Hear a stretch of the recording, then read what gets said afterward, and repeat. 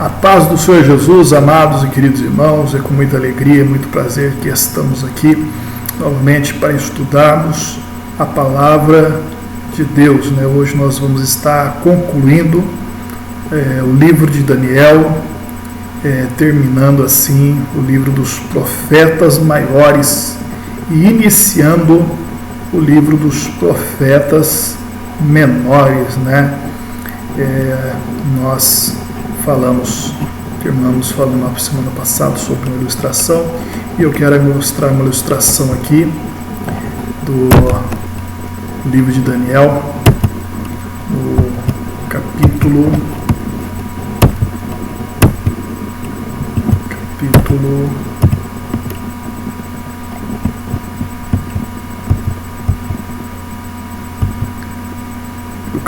9, sobre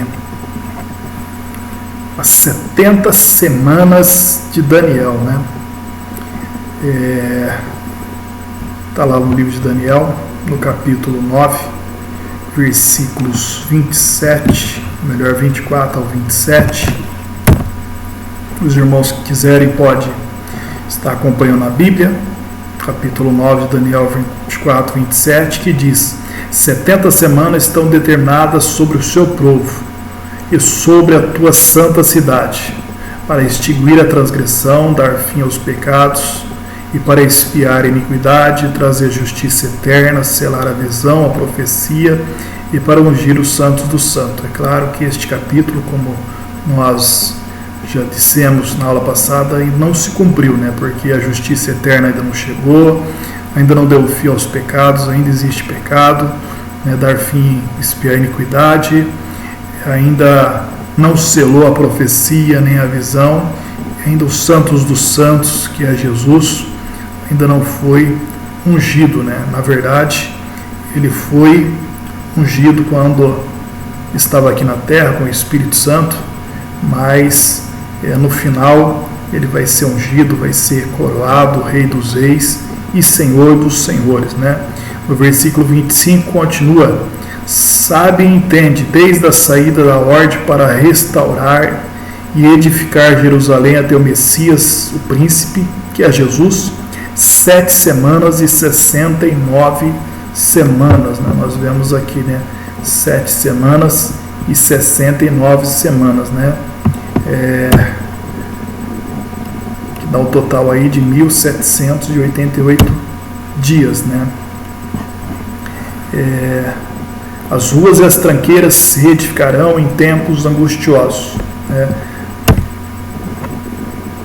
Da ordem, desde a ordem para restaurar Jerusalém.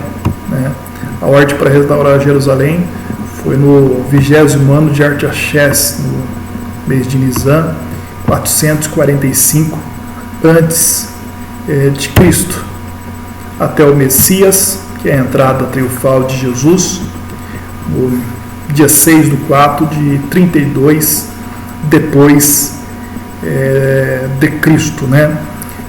Se formos calcular, as 173.886 dias, ou as 69 semanas, nós vamos chegar a esse valor, desde o ano no mês de Nisan, 445, a 32 depois de Cristo.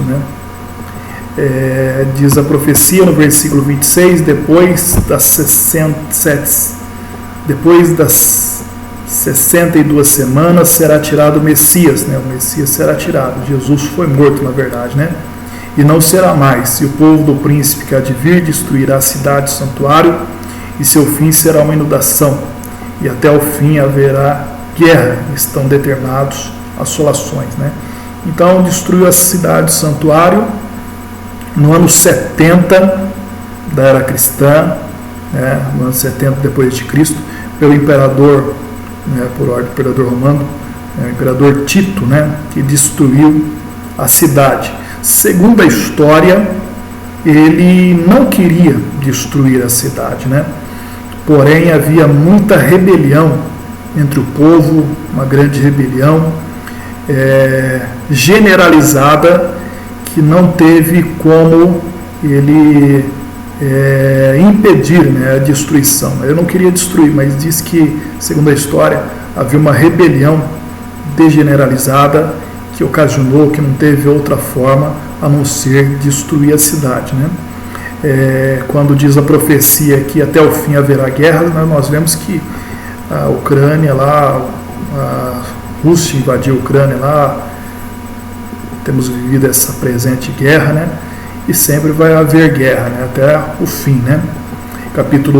Versículo 27, né? E ele firmará o concerto com muitos, né? Por uma semana. Esse que firmará um concerto com muitos vai ser o anticristo, né? E na metade da semana fará cessar o sacrifício e a oferta, e sobre as asas da abominação virá o assolador. E isso será até a consumação, e o que está determinado será derramado sobre o assolador, que é o anticristo, né? Os irmãos, de tudo isso, os irmãos têm que entender que ainda falta uma semana a ser cumprida, né?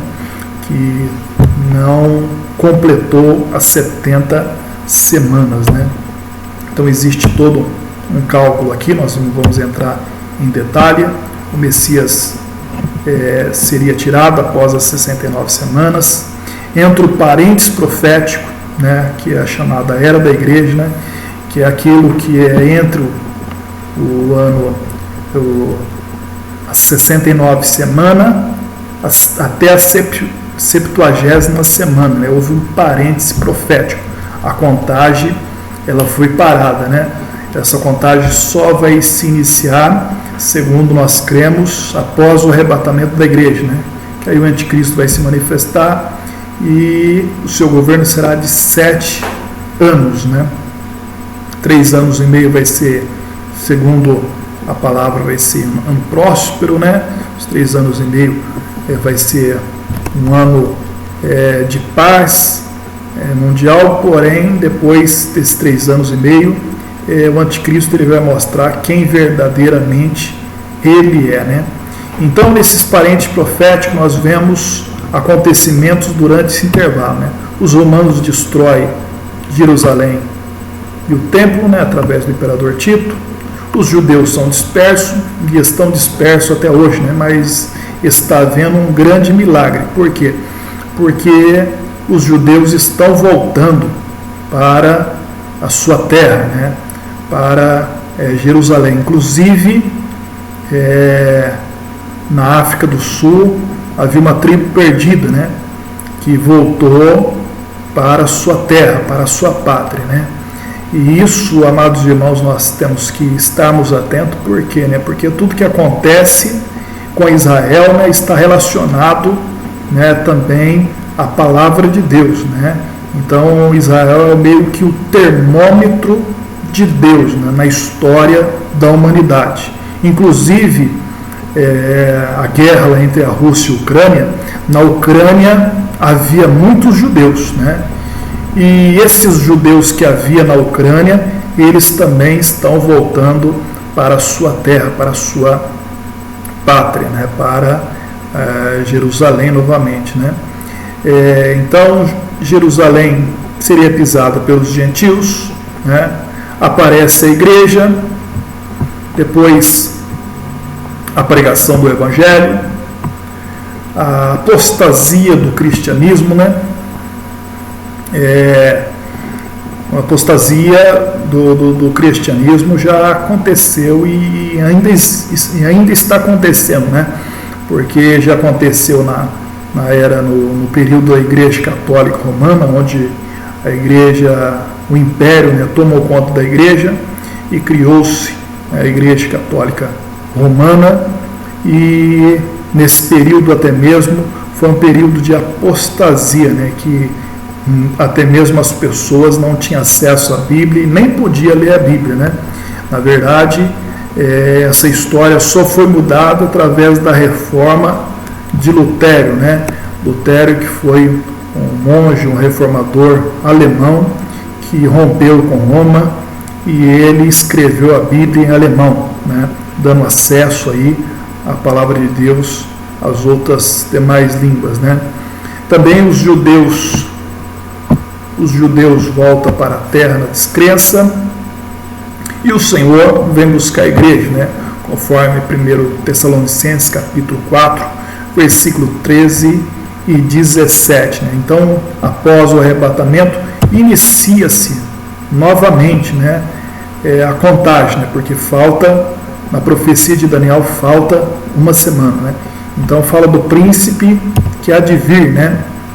Ele fará um concerto por uma semana e na metade da semana ele haveria de romper, né, com o pacto. Né?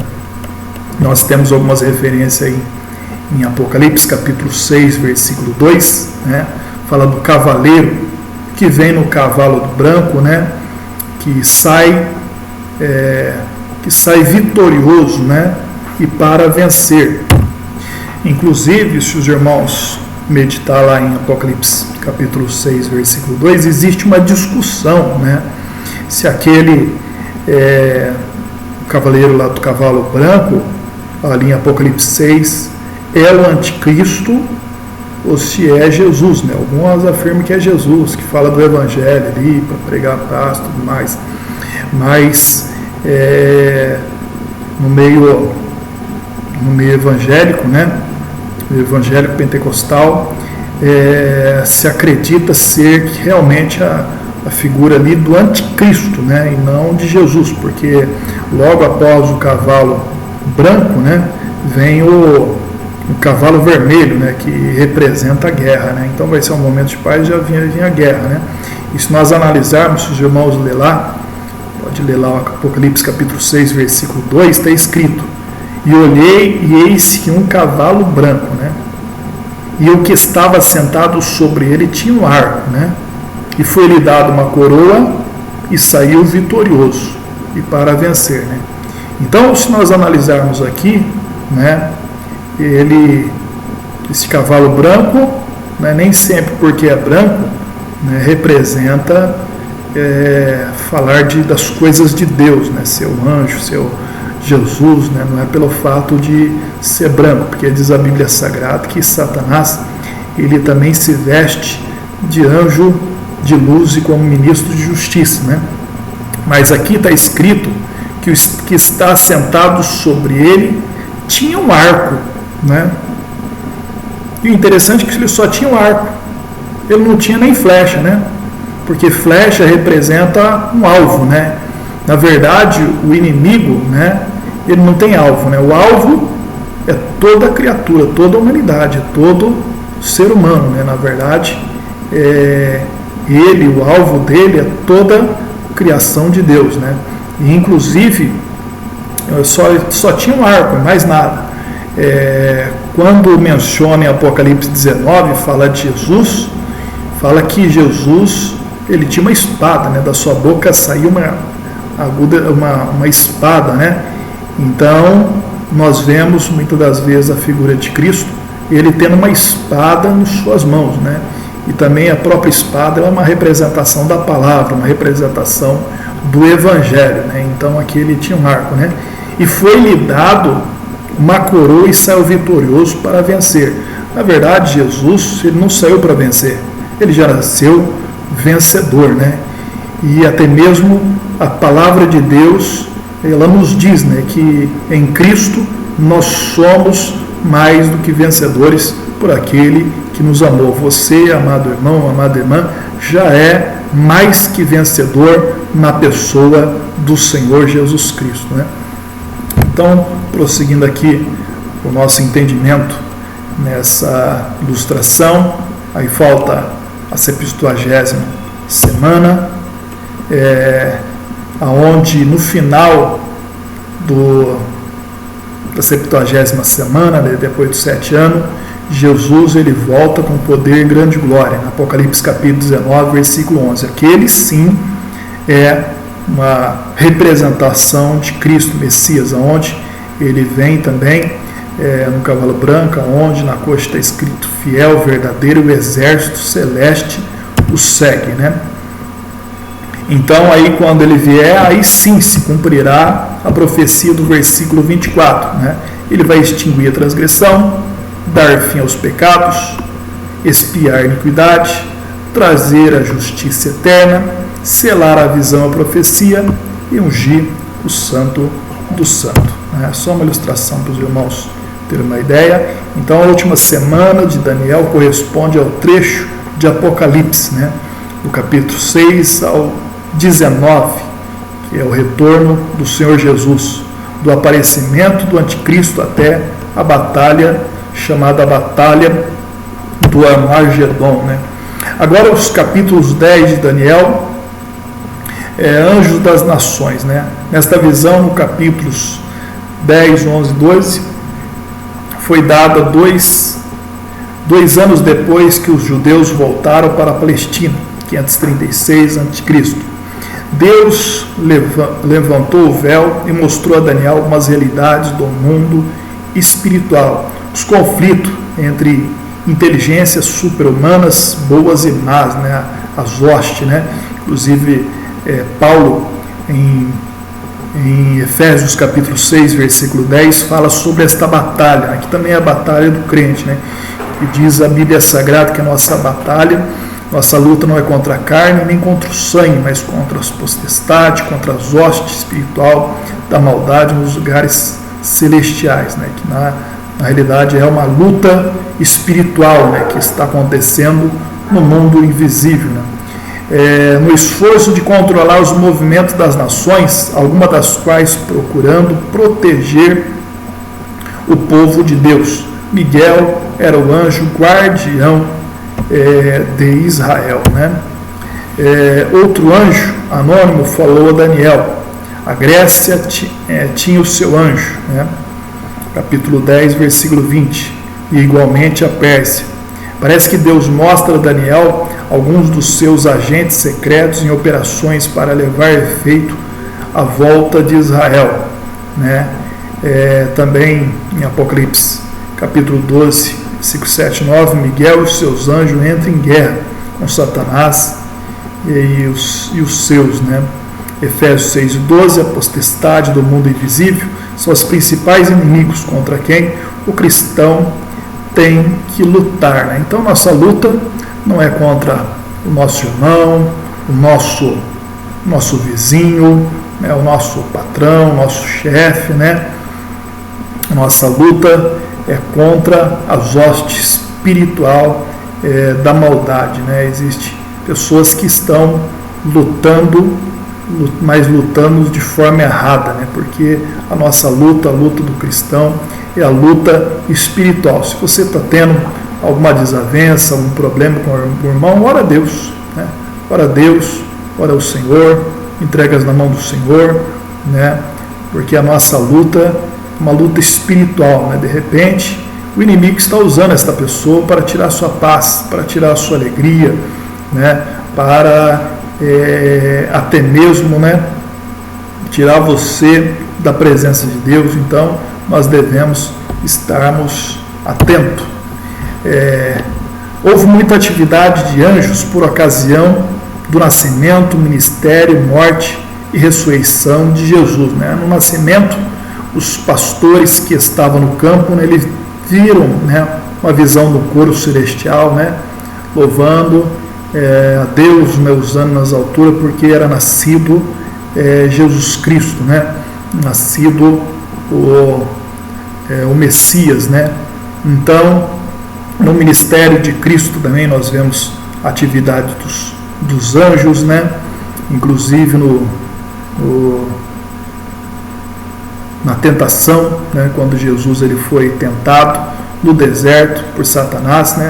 Satanás ele bateu em retirada e os anjos ali o confortaram.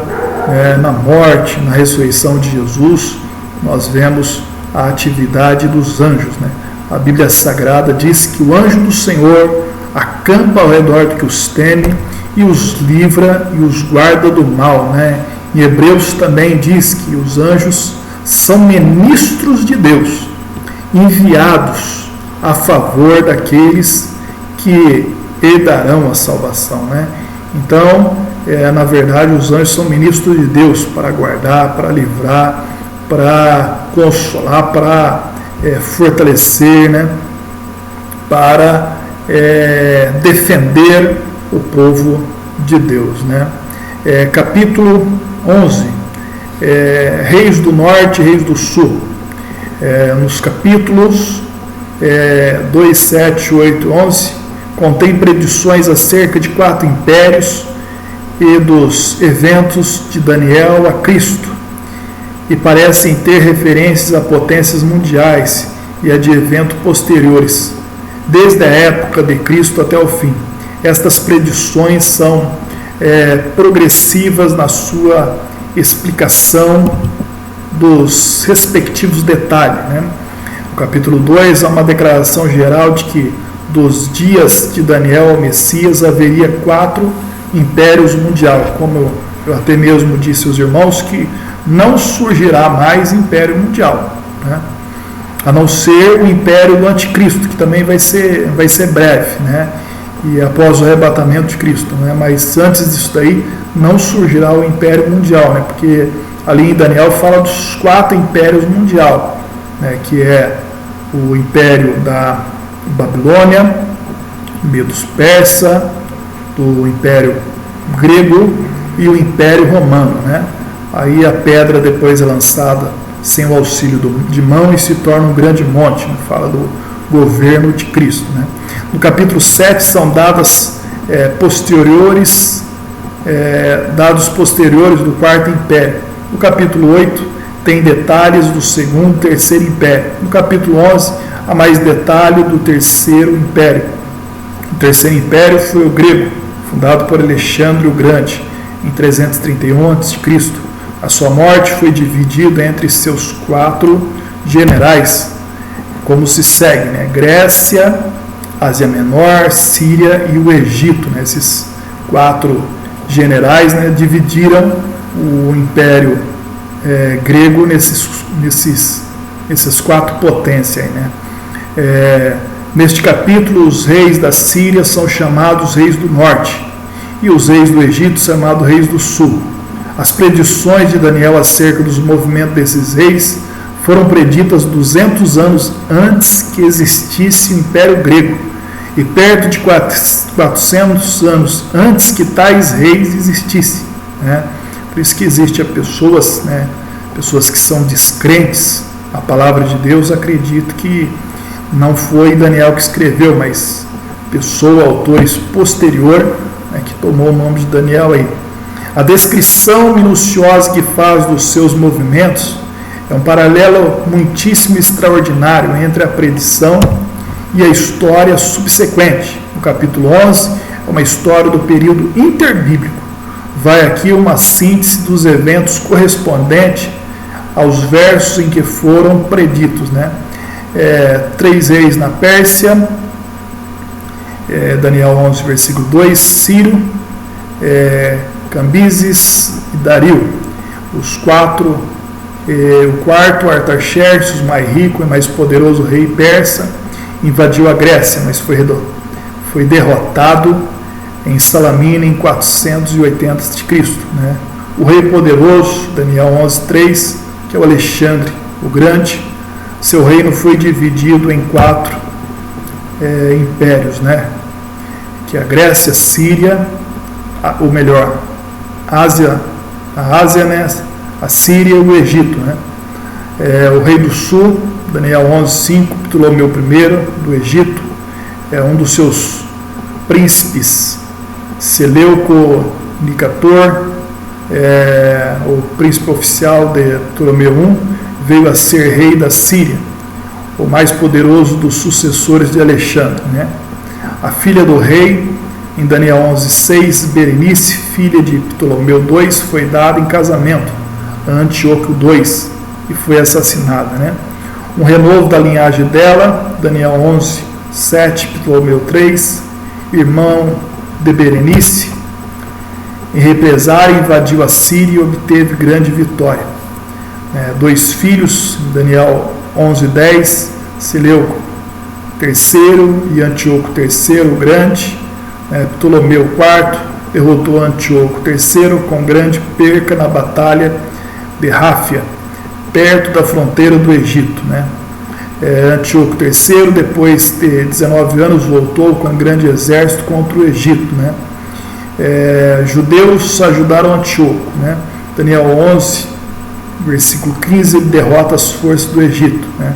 Antíoco conquistou a Palestina. Antíoco deu a sua filha Cleópatra em traiçoeira aliança de casamento a Ptolomeu V, esperando por meio dela dominar o Egito.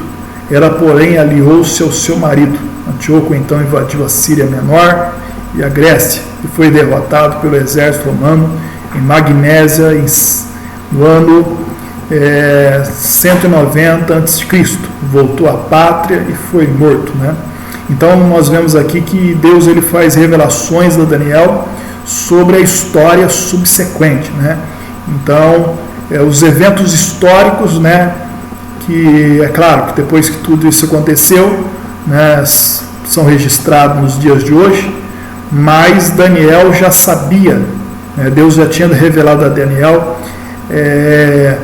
200 a 400 anos antes, né? Por isso que Daniel ele também é chamado o Apocalipse do Antigo Testamento, né? Que você não consegue estudar, né, o livro de Apocalipse, né? Nós vamos ter um livro chamado livro de escatologia. Nós não conseguimos estudar escatologia sem o livro de Daniel, né? Porque o livro de Daniel é considerado o Apocalipse do Antigo Testamento. Nós vemos que existe em Daniel previsões, profecias do tempo do fim, do anticristo, da volta de Cristo, da obra de Cristo, né? Que é expiar a iniquidade, trazer a justiça eterna, né? Fala do governo do anticristo, né?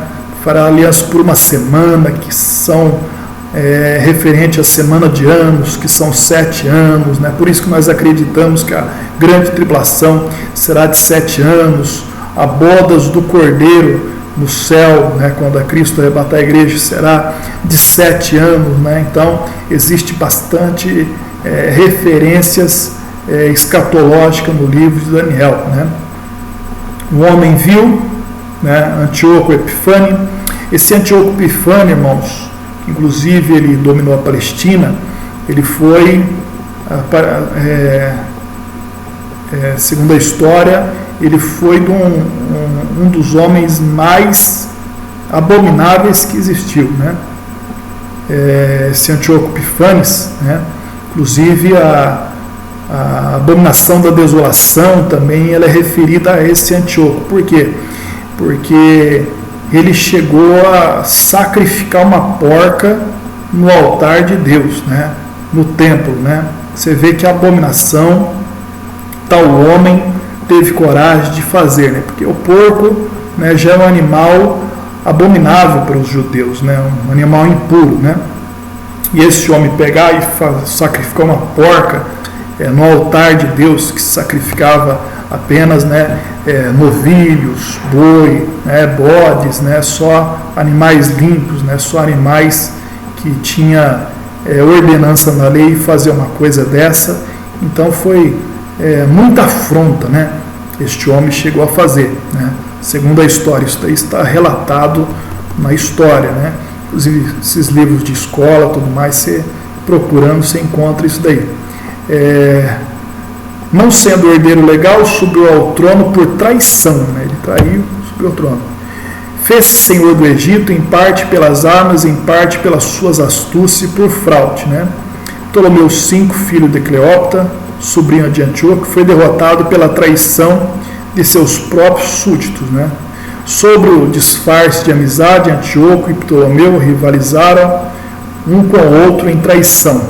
Regressando do Egito, Antíoco atacou Jerusalém, matou 80.000 judeus, capturou 40.000 e vendeu outros tantos dos judeus como escravos. Veja só como era abominável esse homem, né? Antíoco outra vez invadiu o Egito, mas a esquadra romana compeliu a retirar-se, né? Desabafou sua ira em Jerusalém e, furioso, profanou o templo, né? Sacrificando uma porca em cima, né?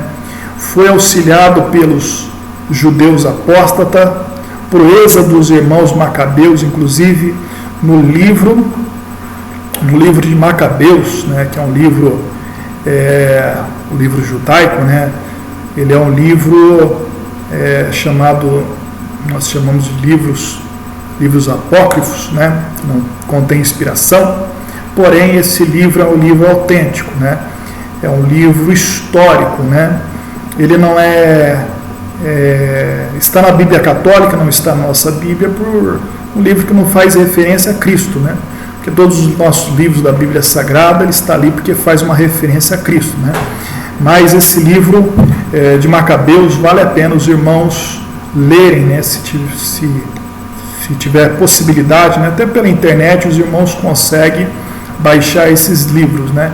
Que fala de uma família de Macabeus, que é uma família sacerdotal, que vendo o seu povo, vendo Jerusalém sendo profanado e atacado desta forma, eles se rebelaram com alguns homens, chegou a lutar, né, contra Antíoco, contra suas tropas, né, e muitas delas ele chegou a vencer, né, até chegar ao Império Romano e tomar conta de tudo, né. Quanto aos versículos 36 a 45, há divergência de opinião. Pensa alguns que se refere a Antíoco Epífanes, outro a posse da Terra Santa pelos maometanos, outro ao Anticristo, né? Outros ainda pensam que se refere a todos os três acima, né? Que fala da abominação, da desolação, né? Agora o último capítulo de Daniel, que é o capítulo 12, fala sobre o fim dos tempos, né? Então é um capítulo que fala sobre o fim, né? Daniel encerra a síntese que faz das épocas dos acontecimentos da história universal, com um movimento rápido para o tempo do fim, né? Inclusive algumas dos versículos conhecidos de Daniel, né? Fala que muitos que estão no pó se levantarão, né? Se ressuscitarão, uns para a vida eterna, outros para a vergonha eterna, quer dizer, para a salvação, para a libertação.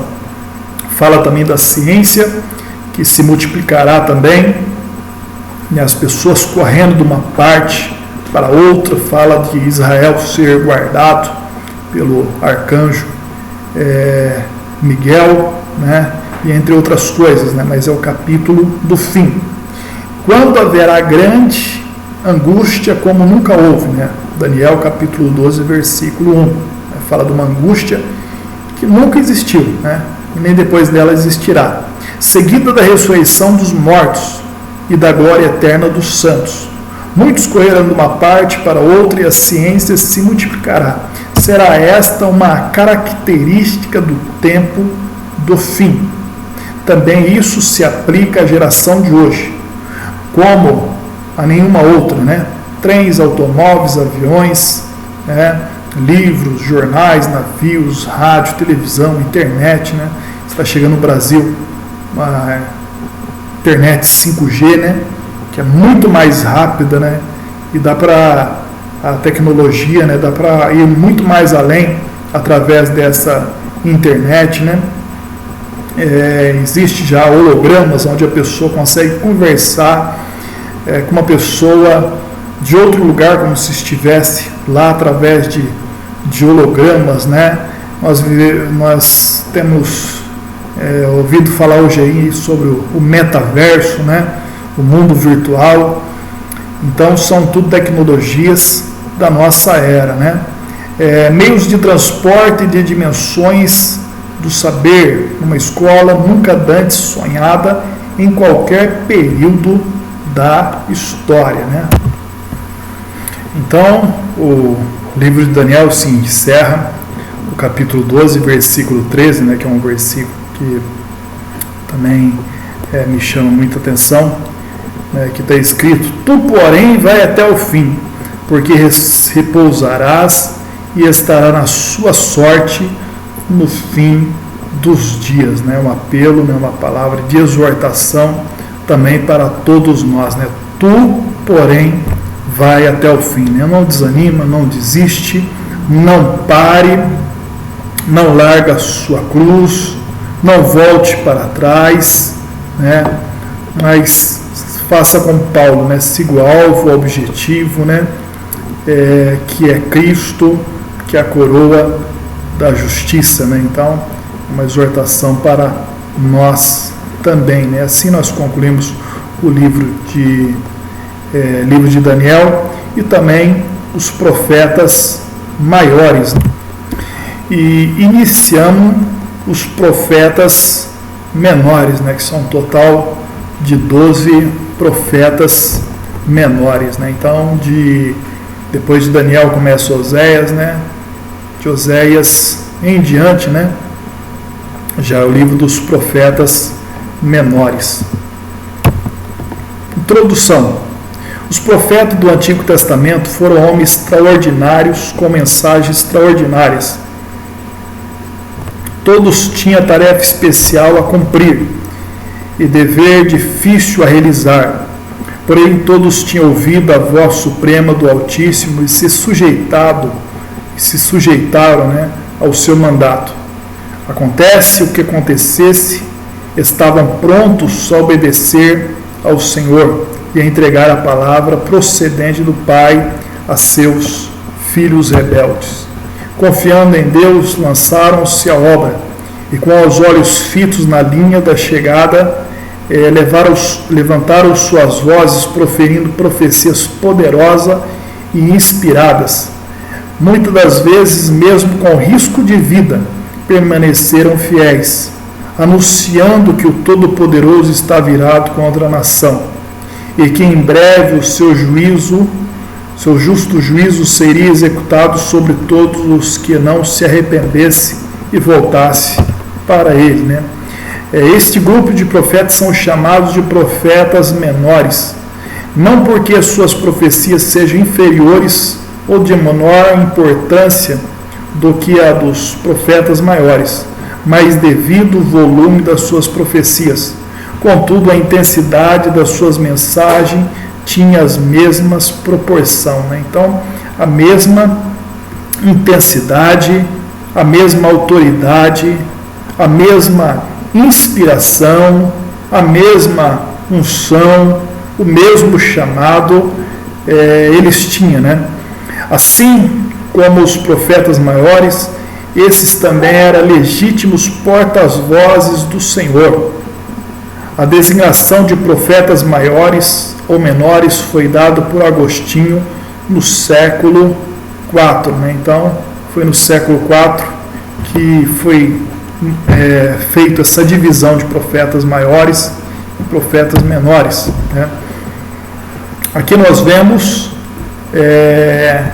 os profetas em 3 períodos aqui, né? Os profetas de Israel, né? Que era o reino do norte, né? Que depois da morte de Salomão o reino foi dividido, né? Reino do norte, Israel, capital Samaria, reino do sul Judá, capital Jerusalém. Então, quais foram os profetas de Israel, que é o reino do norte? Jonas, Amós e Oséias. E os profetas do reino do sul Judá? Obadias, Joel, Miqueias, Naum, Abacuque e Sofonias, né? Agora nós temos os profetas também depois do cativeiro, né? Esses daqui são tudo profetas antes do cativeiro, né? E agora esses 3 profetas, Ageu, Zacarias e Malaquias, são profetas pós-cativeiro, né? Porque após o cativeiro já não há mais divisão entre o reino do norte e o reino do sul, né? É um reino só, né? E é uma minoria, né? Um remanescente ali em Jerusalém, né? Os temas do profetas menores abordam sobre o dia do Senhor, sobre os atributos de Deus, sua santidade, justiça, grandeza e tantas outras atribuições, né? Então, no livro de profetas menores, nós vamos ver abordado esses assuntos em particular, né? Suas narrações, redigidas há centenas de anos, continham mensagens dirigidas ao povo de Israel. Naqueles dias vivia corrompido com as práticas pecaminosas dos ímpios ao seu redor. Suas profecias focalizam 4 fases da história, né? Os seus próprios dias, né, que eles estavam pregando para aqueles dias, né? O futuro próximo, ou seja, o cativeiro e o retorno, o futuro mais distante, ou seja, a vinda de Cristo e a sua missão, e o fim dos tempos, ou seja, a grande tribulação, milênio, juízo final, novos céus e novas terras. Nós encontramos todos esses assuntos, né, nos profetas menores também, né? Principalmente o livro de Joel. Apesar do tempo em que foram proferidas as suas mensagens, bem como as dos profetas maiores, são também eficazes para a nossa edificação espiritual, que é como se tivesse sido proferida para a nossa geração. Por quê? Porque a palavra de Deus, né, é evangelho, que significa evangelhos, significa boas novas de salvação, né? Porque a palavra de Deus, ela é sempre boa e sempre nova, né? A função dos profetas, né? Qual for a função dos profetas? Nós vemos alguns períodos aqui, né? Que período que é esse? Período pré-monárquico, né? Quer dizer, antes da monarquia, né?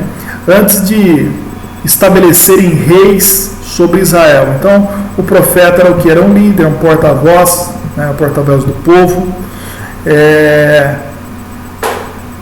Direção, a sua mensagem é uma direção nacional, manutenção da justiça, superintendente espiritual. Nós vemos no caso de Moisés, Débora, né? Inclusive Abraão também ele é chamado de profeta. Então nós vemos a transição aqui com Samuel, né? Que aí entra o pré-clássico, né? O período pré-clássico, né? Que esse período pré-clássico, ele era líder, porta-voz também, a palavra era dirigida aos reis, à corte, né? Era uma espécie de conselheiro militar, pronunciamento do castigos e bênçãos, né? Nós vemos o profeta Natã, Elias, Eliseus, né? Micaías, né? Depois a transição, Reino do Norte, Jonas, Reino do Sul, Isaías. Aí entra o período clássico, né? Que é o período dos profetas, né? Que foi porta-vozes e também foram pessoas que foram inspiradas a escrever, né? As suas profecias, né? Foi profetas inspirado a escrever as suas profecias, né? Você vê que Elias, Eliseu foi grandes profetas, né? Mas escreveram dele, né? Ele não tem o livro que leva o nome deles, né? Não existe livro na Bíblia que chama livro de Elias, livro de Eliseu, né? Livro de Natã, né? Que Natã foi conselheiro de Davi, né? Não temos, né? Mas existe o livro do profeta Isaías, né? O profeta Jonas, né? Isso nós vemos os livros, né? Que são os período clássico, né? Eles foram porta-voz, comentarista social e espiritual, né? O seu público, né? Era o povo, não só o povo, mas também os reis que governavam ali também. Repreensão quanto às condições espirituais, advertência sobre o cativeiro, destruição, exílio, promessa de eventual restauração, apelo à justiça e ao arrependimento, né, que são os profetas escritores, né, Jeremias, Isaías, Daniel e assim por diante. Cronologia dos profetas, né, nos períodos de tempo, né, da era da Síria, né, nós vemos para Israel o profeta Amós e o profeta Oséias, né, que profetizou para Israel. Para Judá, Isaías e Miqueias, eles profetizaram, né. Para as nações estrangeiras, né, nós vemos Jonas, né. Jonas foi um profeta que profetizou para nações estrangeiras, né? Profetizou para a grande cidade de Nínive, né?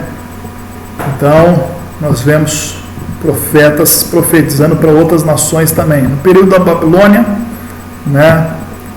Nós vemos para Judá, Abacuque, Sofonias, Jeremias, Daniel e Ezequiel, né? E também para nações estrangeiras temos o profeta Naum. O profeta Naum, ele profetizou para nações estrangeiras também, profetizou para Nínive, né, também, né? No caso de Jonas, ele profetiza para Nínive, e os irmãos observam que Nínive há um arrependimento nacional, né? Mas esse arrependimento durou apenas 100 anos. Mais tarde, Naum, ele profetiza a destruição total e completa de Nínive por causa dos seus pecados, né?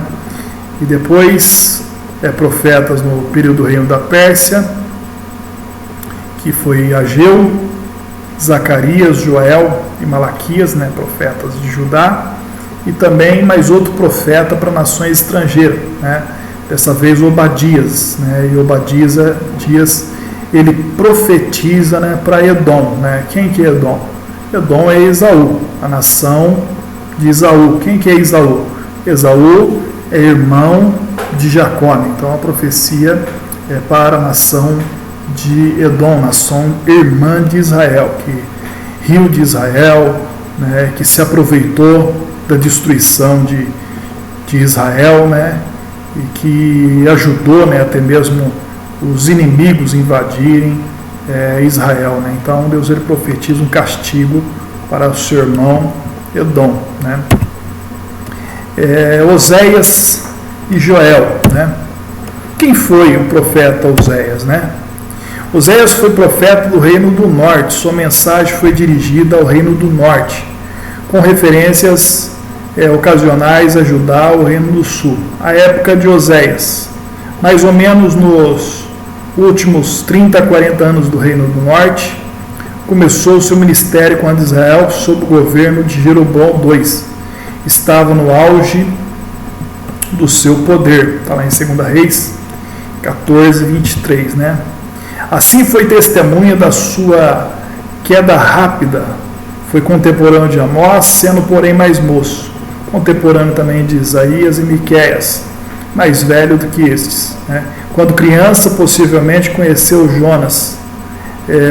Os reis em cujos reinado profetizou foram Uzias, Jotão, Acás, Ezequias, todos de Judá, e Jeroboão de Israel, né?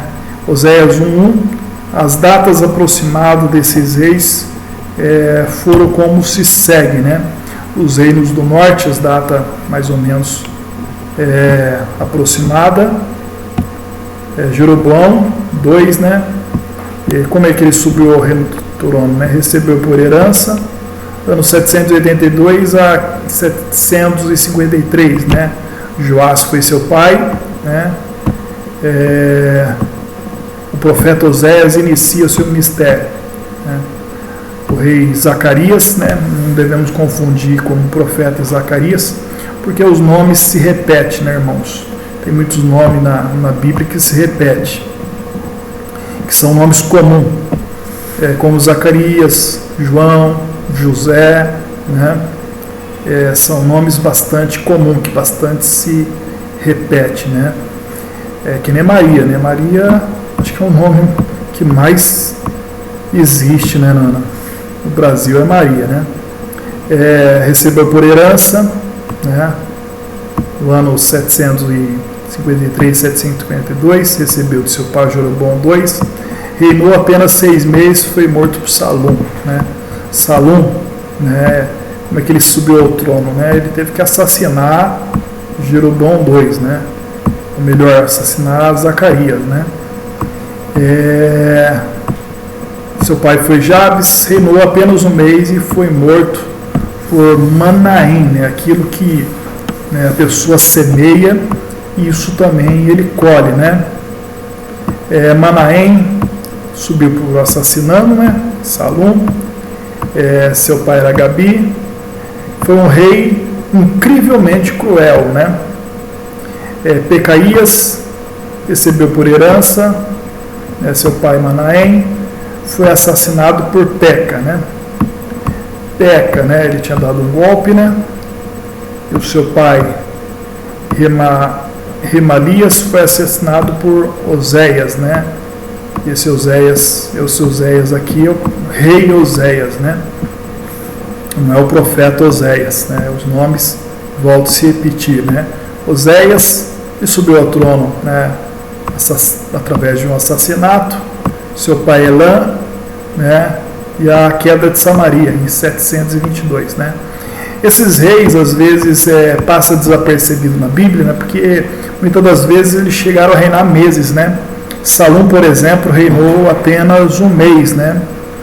Zacarias reinou 6 meses, alguns reinou 1 ano, né? Então foi um reinado curto, às vezes cruel, que nem vale a pena mencionar muito na história, né? Reis do sul, Uzias recebeu por herança 767, 740 a.C. Amazias foi um bom rei, né? O profeta Oséias inicia o seu ministério mais ou menos nesse período. Jotão recebe por herança, né? Uzias, seu pai, foi um bom rei também, Jotão. Acás foi um rei perverso, né? Recebeu por herança de Jotão, um rei muito perverso, né? Agora Ezequias recebe por herança, recebe de Acás e foi um bom rei, né? Se nós olharmos para os dois reinos, né? Tantos os dois estavam mergulhados na injustiça, na imoralidade, na idolatria, né? Mas o reino do norte estava mais ainda, né, do que o reino do sul, né? Alguma dessas datas, em parte, coincide com outras e são de difícil compreensão. O período máximo, pois, que Oséias pode ter profetizado seria de 782 a 687 a.C. e o período mínimo 753 a 716 a.C. Admitimos que seu ministério se estendeu a uma parte considerável dos reinados de Jeroboão e Ezequias. Talvez fosse seguro colocá-lo em mais ou menos 770, 710 a.C. A situação: uns 200 anos antes da época de Oséias, 10 tribos dentre as 12 separaram-se do reino de Davi e se constituíram em reino independente, tendo o bezerro de ouro como seu Deus nacional. E este reino idólatra, Deus enviou Elias, Eliseu, Jonas, Amós e por último enviou o profeta Oséias, né? Então começamos no capítulo 1, a palavra do Senhor que foi dirigida a Oséias, né? Então Deus falou não somente a ele, mas também por ele, né? Através dele, né? Através das figuras, né? Nós vamos estar analisando aqui, né? Através da sua vida, né? O profeta recebeu, entendeu e obedeceu a mensagem, como também a entregou a Israel. Oséias foi um profeta com uma profecia contundente, né? Até porque a sua vida ela foi representada nas profecias, né? Nós vamos estar analisando agora que o Senhor ordenou Oséias casar com mulher de prostituição, né? Com mulher de prostituição, né? E por quê? Porque Oséias representava o Senhor Jeová, que era o marido fiel, né? E a mulher de prostituição representava Israel, a esposa infiel, né? Então, quando nós analisamos o livro de Oséias, nós devemos ter essa visão, porque a vida do profeta Oséias, né, a sua vida conjugal, a sua vida sentimental, íntima, né, ela foi ilustrada, né, como aquilo que estava acontecendo em Israel, né? Então, não é uma de fato isso aconteceu, né? Mas não deve ser feita uma ilustração pelo lado literal, né? Porque senão a pessoa vai pensar assim: Deus falou para o profeta Oséias, né? Casa com uma mulher de prostituição. Então, quer dizer, então não tem problema, vou casar com uma mulher de prostituição, né? Então, quer dizer, com certeza vai cometer um grande erro, né? A não ser que foi Deus mesmo que falou, né? Assim como Deus falou para Oséias, né? Eu não sei que Deus falou, né? Dificilmente Deus vai falar novamente, porque aqui é uma ilustração da vida dele, né? Mas não sei que Deus fale. Embora existem muitas pessoas, né, que estão fazendo, né, tomando atitudes, né, às vezes até descasando ou casando, porque Deus falou. Tome muito cuidado, né, que às vezes não é Deus que falou, né, às vezes a pessoa ela vai pelo coração dele, pela dureza do seu coração, e acha que Deus falou quando Deus na verdade não falou foi coisa nenhuma, né? Então às vezes a pessoa fala que Deus falou, né? Estou sentindo, né? Devemos tomar cuidado que esse negócio de estou sentindo, né?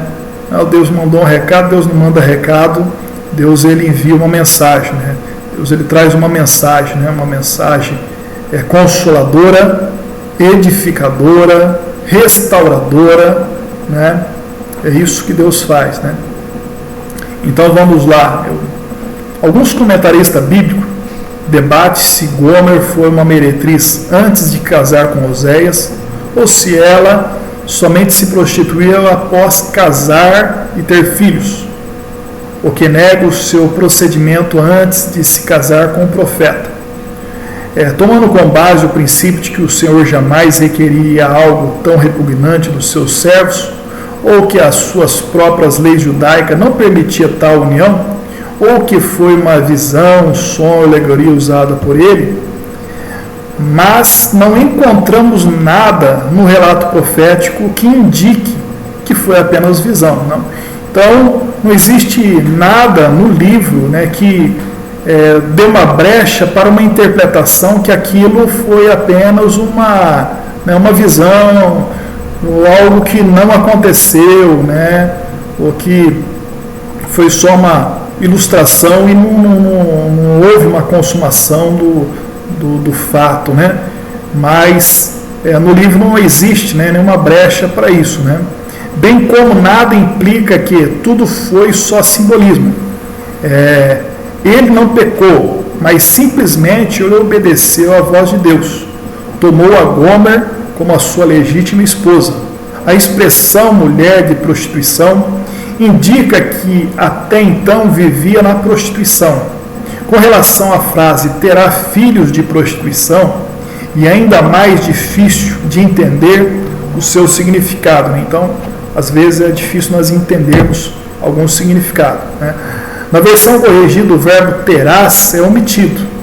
Alguns estudiosos concluem que o profeta não somente tomou para si uma mulher pecadora, como também os seus filhos. Há quem entenda que os filhos que nasceram de Gomer depois de casada foram de outros homens e não do próprio Oséias. Uma outra interpretação conclui que os filhos eram do profeta, mas chamados filhos de prostituição por causa do comportamento maculado da sua mãe. Entendo que o profeta tomou a sua esposa já tendo filhos de prostituição. Foi uma ordem estranha, mas a situação espiritual era tão deplorável que somente uma vivência ignominiosa como essa podia ilustrar a corrupção geral em que o povo vivia. Então a vida de Oséias ali, sua vida conjugal, tomar mulher de prostituição, ter filhos de prostituição, né, servia como ilustração para a nação de Israel, que era assim que Israel estava fazendo, né? Oséias, né? No livro de Oséias devemos ter sempre em mente, né? Que Oséias representa Jeová, né? O esposo fiel, né? E Gomer, né? A meretriz, ela é representada como Israel, como uma nação, como uma esposa infiel de Jeová, que por diversas vezes, os irmãos estudando o livro, que vale a pena os irmãos ler o livro, que vale a pena estudar, né? que várias vezes ela foge de casa, né? Foge da sua casa para viver na prostituição, né? Larga o seu esposo. Mas Oséias volta, né? Vai atrás dela, perdoa, traz de novo, né? E teve uma vez que também ela se vendeu na prostituição. Oséias teve que resgatá-la, ou seja, teve que comprar a sua própria esposa novamente, né?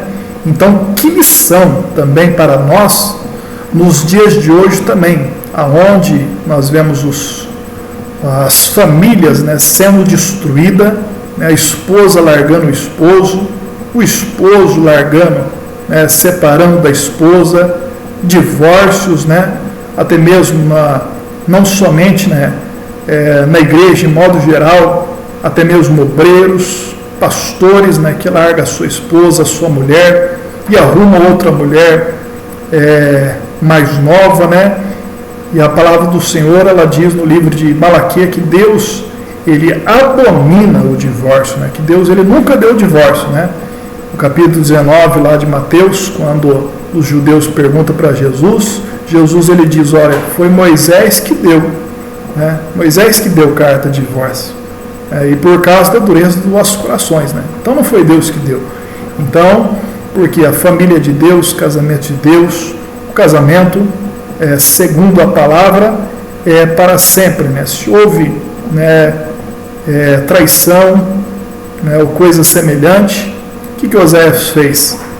Oséias perdoou, né? O primeiro caminho, onde há uma traição, o melhor caminho é o perdão. Se há espaço para o perdão, né, vale a pena o perdão, né, vale a pena lutar pela família, vale a pena lutar pelos seus filhos, né, vale a pena lutar pela família, porque a família é o maior patrimônio que o homem ele pode ter, né, então vale a pena lutar, né. Está aqui o exemplo, que foi o exemplo de Oséias, né. Então, continuando, foi uma ordem estranha, mas a situação espiritual, né, era deplorável, né. Agora, nomes proféticos, né. Não somente o casamento de Oséias foi uma ilustração daquilo que pregava, mas também os filhos deu nome dos principais mensagens da sua vida. Jezreel, né, que significa Deus sameia ou espalha, é o primogênito, né. Jezreel fora a cidade da brutalidade sanguinária de Jeú, né. O vale de Jezreel, hoje chamado Esdraelim, né, foi o velho campo de batalha em que o reino ou um tris não entrou em colapso, né. Dando ao filho o nome de Jezreel, Oséias estava dizendo ao rei e à nação, retribuição, a hora do castigo chegou, né, aquele que espalha, né. Também outro nome, Lohuama, né, que significa desfavorecida, né, por isso que a gente até mesmo comenta, né, na aula passada eu disse isso, né, sobre os amigos de Daniel, que era Ananias, Misael e Azarias, que foram trocados seus nomes, né, por Sadraque, Mesaque e Abednego, que eram nomes babilônicos, né, então por isso que deve tomar cuidado para dar um nome bíblico para os seus filhos, né, porque às vezes a pessoa dá um nome bíblico e não sabe o que significa, né. Por exemplo, Lohuama aqui significa desfavorecido, né. Imagina você ter uma filha, aí o irmão vai e coloca o nome, vê na Bíblia lá, viu um nome bonito lá, Lohuama, né, e não vê o significado, né. Olha, colocar o Lohuama. Aí mais para frente alguém descobre o significado, né, desfavorecida, né, misericórdia, né. Continuando, Oséias 1:6 foi o nome do segundo filho, uma menina, né, que significava não há mais misericórdia para Israel, né, que favor significa misericórdia, né. Então desfavorecida, não há mais misericórdia, né. Embora houvesse uma prorrogação para Judá, Oséias capítulo 1, versículo 7, Lo-ami, né, os nomes do terceiro filho significava não meu povo. Oséias então repete os dois nomes sem as vírgulas. Lo, né, significa agora meu povo, né, e favor, referindo-se com um jogo de palavras ao tempo que outras nações seria chamado de povo de Deus, né, que nós vivemos esse período, né, período dos gentios, né, onde outras nações, inclusive a nossa nação, né, são chamados também povo de Deus. Passagem que Paulo cita como significado a extensão do evangelho também aos gentios, né? Se os irmãos, inclusive, abrir a Bíblia lá em Oséias, irmãos pode estar abrindo lá, Oséias não, né? Romanos, capítulo 9, versículo 25, está escrito lá em Romanos, né? Como também diz em Oséias, chamarei meu povo ao que não era meu povo, e amada o que não era amada, né? Nós vemos aí essa ilustração usada também pelo apóstolo Paulo. Capítulo 2 é a profecia sobre a esperança do porvir interrompida, e a profecia volta à realidade da sua situação. Sua esposa ainda se comporta de maneira indigna, demonstrando que a nação de Israel continua nas suas iniquidades. Completamente surda às profecias inspiradas de Oséias. Deus usa de exemplo a triste vida conjugal de Oséias e Gomer. Continua falando a Israel, esperando que ela ouça e aceite a mensagem de reconciliação.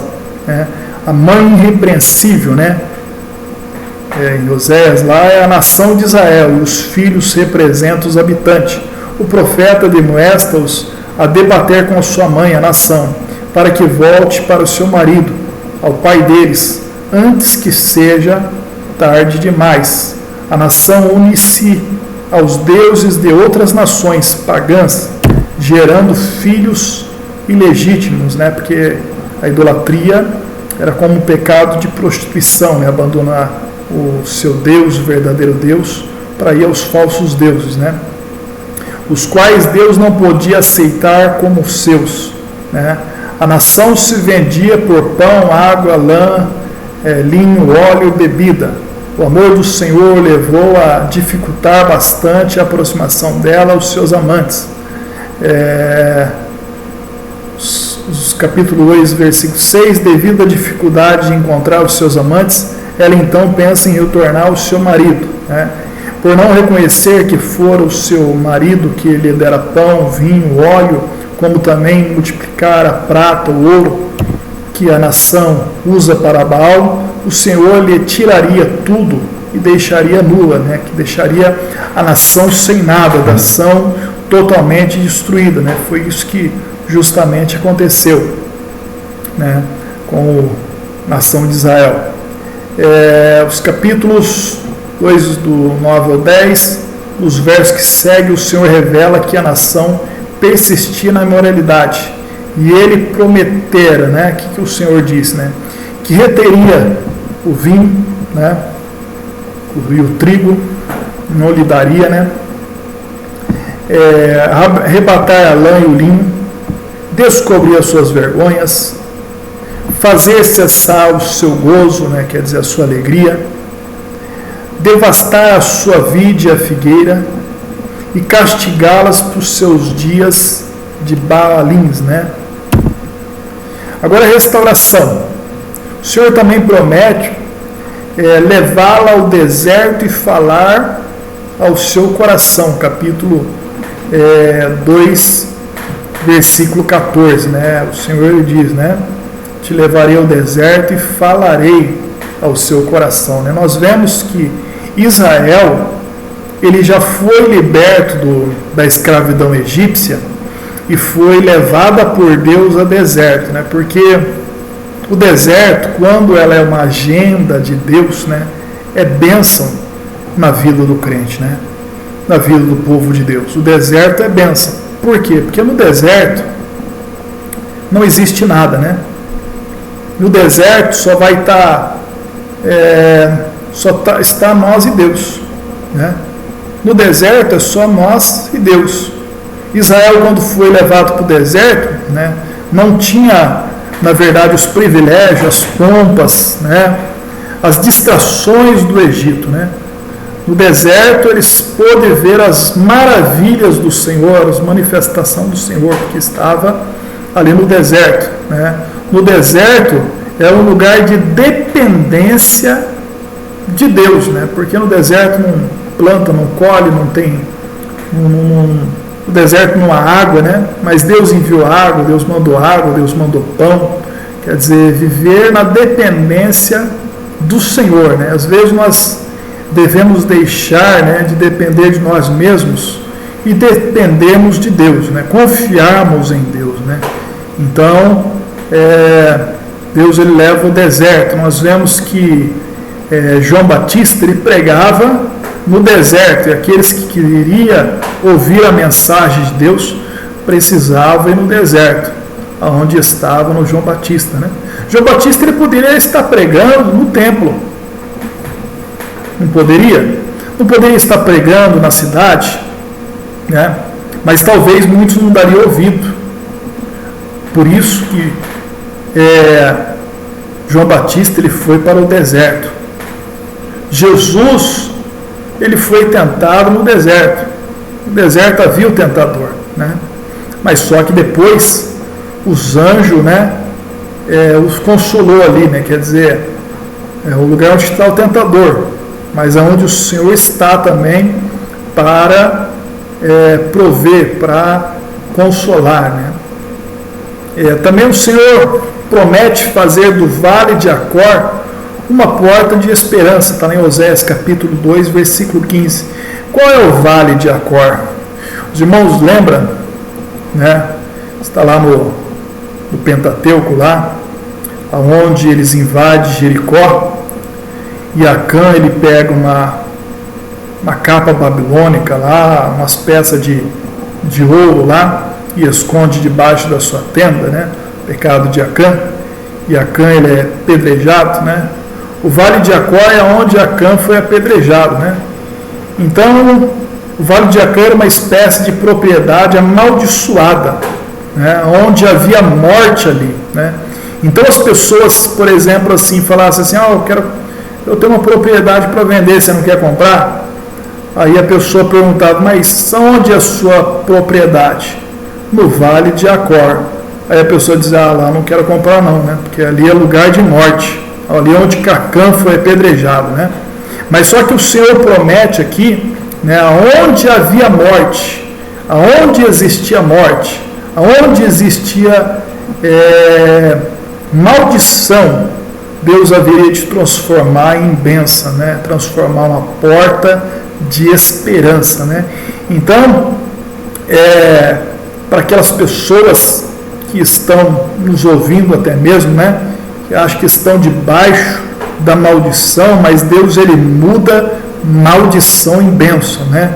Ele transforma morte em vida, né? Ele muda, né, de doença para a saúde, né? Deus ele dá saúde para aquele que está doente, para aquele que está enfermo, né? Na onde achava que não havia esperança, Deus ele tem uma esperança para a sua vida, né? Onde acha que não tem mais jeito, não tem mais solução, Deus ele tem uma solução para a sua vida. Deus ele tem um milagre. Receba de Deus no nome de Jesus, né?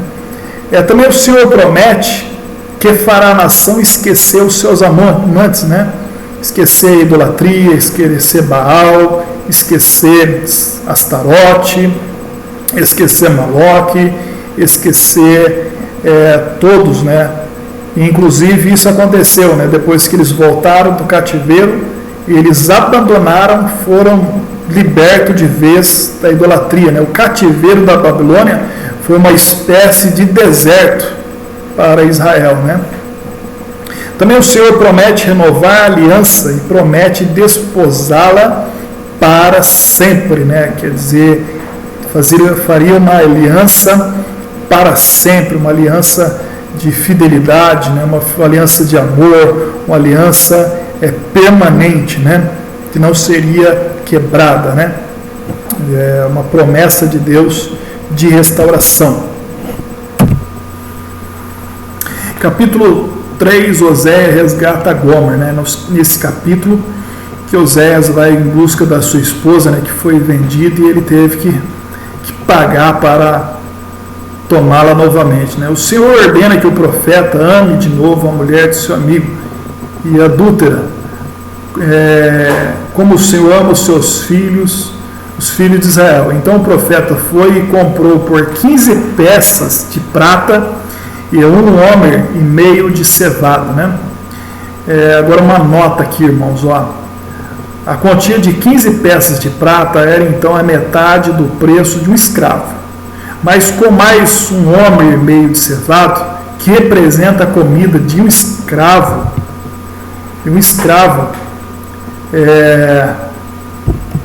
representa a comida de um escravo, isso é 30 peças de prata. Gomer foi então comprada, sendo assim liberta da escravidão por 30 moedas de prata, né? Jesus, de igual modo, foi vendido para nos livrar da escravidão espiritual e da perdição, né? Porque Jesus ele também foi vendido por 30 moedas de prata, né? Então, Jesus ele foi vendido por 30 moedas de prata para nos salvar, nos resgatar da escravidão, né? Porque os filhos de Israel ficarão por muitos dias sem rei, sem príncipe, sem sacrifício, sem coluna, sem estola, sem estola sacerdotal ou ídolos. Depois tornarão os filhos de Israel e buscarão ao Senhor Deus e a Davi seu rei. Virão tremendo ao Senhor e a sua bondade nos seus dias. Oséias capítulo 3, versículo 4 ao 5, né? Capítulo 4, Efraim está entregue aos ídolos, né? A idolatria é a fonte dos seus crimes nefandos, né? Nos capítulo 4, do 1 ao 3, os sacerdotes alimentavam-se do pecado do povo. As jovens são meretrizes, as mulheres casadas recebem outros homens em casa, os homens se retiram com prostitutas, os de Judá, o reino do sul, não afundaram tanto na idolatria quanto Israel, e foi poupado por uns 100 anos depois que Israel foi destruído, né? Que Israel foi destruído pela Síria, né? Judá foi destruído pela Babilônia. Gilgal, citado no versículo 15, era santuário do culto idólatra. Pensa-se que ficava uns 11 quilômetros do Betel. Bet-Aven, que significa casa do nada, ou idolatria, nome que o profeta dá a Betel, por se ter convertido em centro de idolatria, né? Inclusive Betel foi aonde Jacó teve o sonho, ergueu um altar, fez um voto ao Senhor, chamou casa de Deus, né, que é Betel, e ali, né, foi transformado em um centro de culto idólatra mais tarde, né? E o nome Efraim, citado no versículo 17, sendo a maior e mais centrada das tribos do norte, tornou-se sinônimo de todo o reino setentrional. O vento, citado no versículo 19, é uma metáfora, seria como se tivesse dito que o vento já havia envolvido a nação pecadora com as suas asas para levar a outra terra, né? Capítulo 5, Efraim torna-se assolação, os sacerdotes, rei e o povo são rebeldes contra Deus, né? Efraim, né? E os Pedro 5, 1 ao 3, mergulhados no pecado, como o que se mergulha, o seu proceder não lhes permite voltar para o seu Deus. Filhos bastardos e estranhos citados em Oséias, filhos de outros homens que não são do seu marido, o profeta denuncia que será em vão subir a Síria, no esforço do rei em que pagar tributos para livrar-se do grande rei. Capítulo 6, sacerdotes matam e praticam torpezas. O terceiro dia referido em Oséias 6 significa provavelmente que após curto prazo Israel seria restaurado, né? Inclusive é muito citado Oséias capítulo 6, o versículo 3. Os irmãos podem até abrir a Bíblia em Oséias. Oséias, a partir do versículo 1 está escrito, Oséias 6, versículo 1, vinde e tornemos para o Senhor, porque Ele nos despedaçou e nos sarará, fez a ferida e a ligará. Depois de 2 dias nos dará vida, e ao 3º dia nos ressuscitará, e viveremos diante dele. Né? Então, uma promessa de restauração, inclusive esse 3º dia nos dará vida, também é uma referência a Cristo, né? A ressurreição de Cristo, que foi ao 3º dia. Né? Ele morreu, mas ao 3º dia nos ressuscitou para nos conceder vida e vida com abundância. Né? E no versículo 3, para concluir, né? É uma exortação até mesmo para nós, para os irmãos que estão estudando a palavra de Deus, né? Que ela diz, né? Conheçamos e prossigamos em conhecer o Senhor, como a alva será a sua saída, e ele a nós virá como a chuva seródia que rega a terra. Então, uma exortação para conhecermos e prosseguirmos em conhecermos ao Senhor. E não existe melhor forma de conhecermos a Deus a não ser pela sua palavra. Né? Então, os irmãos são bem-aventurados, né?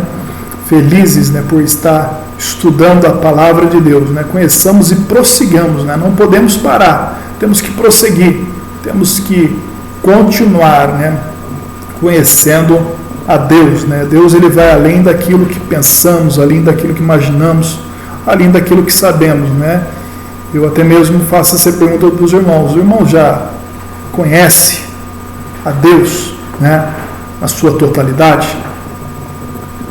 Nós conhecemos? Já conhecemos tanto a Deus? É claro que não, né? Até na eternidade, quando estivermos com o Senhor, nós não vamos viver a eternidade inteira, jamais vamos conhecer a totalidade de Deus. Né? Deus ele é multiforme e graça. Né? Onde você acha que Deus não está agindo, Deus está agindo. Né? Às vezes, onde você acha que Deus está agindo, Ele não está. Né? Então, nós devemos, né, conhecermos a Deus, né? Se achegarmos a Deus, se achegar-vos ao Senhor, e Ele se achegará a vós, diz a palavra.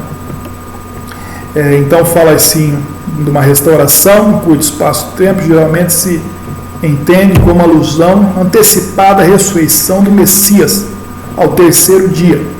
Gileade, em Oséias 6:8, e Siquém, em Oséias 6:9, eram 2 das principais cidades do país, horríveis centros de vício e de violência.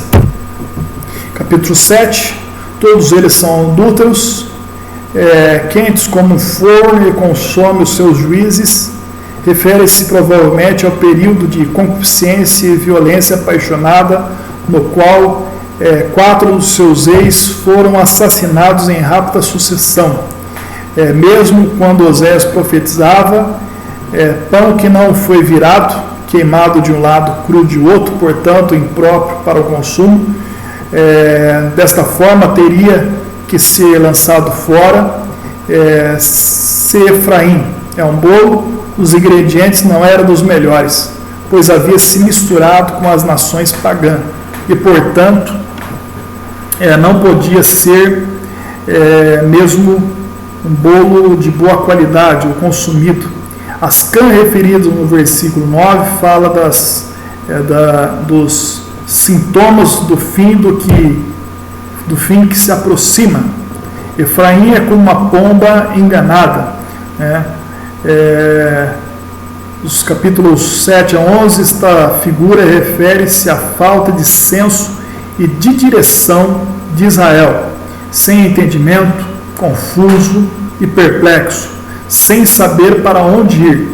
Caiu cativo numa rede, nesse caso a armadilha da Síria, preparada pelo Senhor. Né? Quantas pessoas estão como uma pomba enganada, né? Sem direção, né?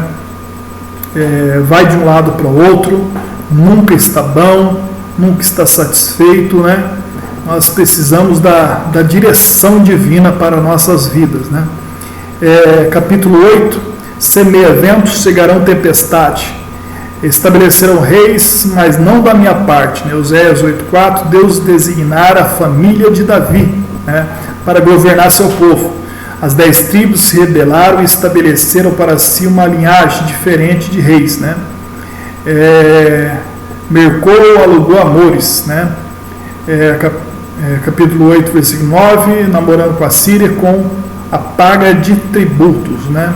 Capítulo 9, torna-se abomináveis como aquilo que amam, né? Tornará ao Egito. Oséias 9,3 não se refere ao Egito literal, né? Os irmãos podem estar lendo também Oséias 11,5, mas uma escravidão da Síria, igual à do Egito. Embora que após o cativeiro, muitos judeus se estabeleceram no Egito mesmo, né?